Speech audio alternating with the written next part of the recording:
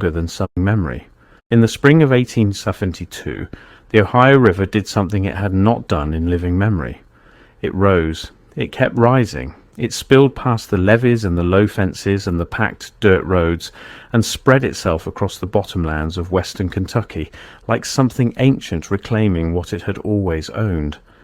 And when it finally pulled back, weeks later, the land it left behind was not the same land it had taken.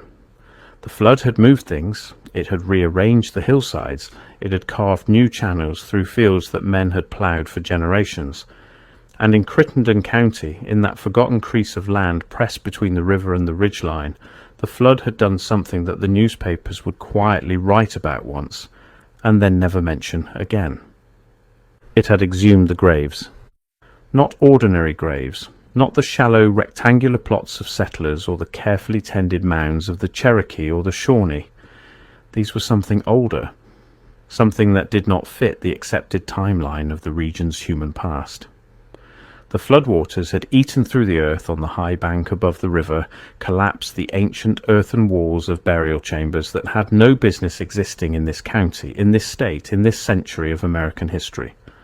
And what spilled out of those chambers, what the rushing brown water carried and deposited and left behind in the silt and the mud and the tangled root systems of the exposed riverbank, what the workers and the landowners and the curious men who came from Marion and Salem and Fredonia to look, what everyone witnessed were ancient remains. But not the remains of ordinary humans. The femurs were longer than some men's entire legs. The jawlines were unusually broad than a grown man's open hand. The dentures were perfectly set, still white, still firmly rooted in jawbones that had outlasted empires and ice ages, and whatever cataclysm had put their owners in the ground in the first place. The forehead ridges were pronounced in a way that anatomists at the time associated with an entirely different branch of the human family. The eye sockets were deep and wide and stared at nothing with a patience that only the very ancient and the very dead can manage. And the height, the newspaper accounts that did exist, the brief notices that appeared in regional papers before the story was absorbed into the general noise of Reconstruction-era American life. Those accounts put the height of the largest specimen at somewhere between 7 and 8 feet.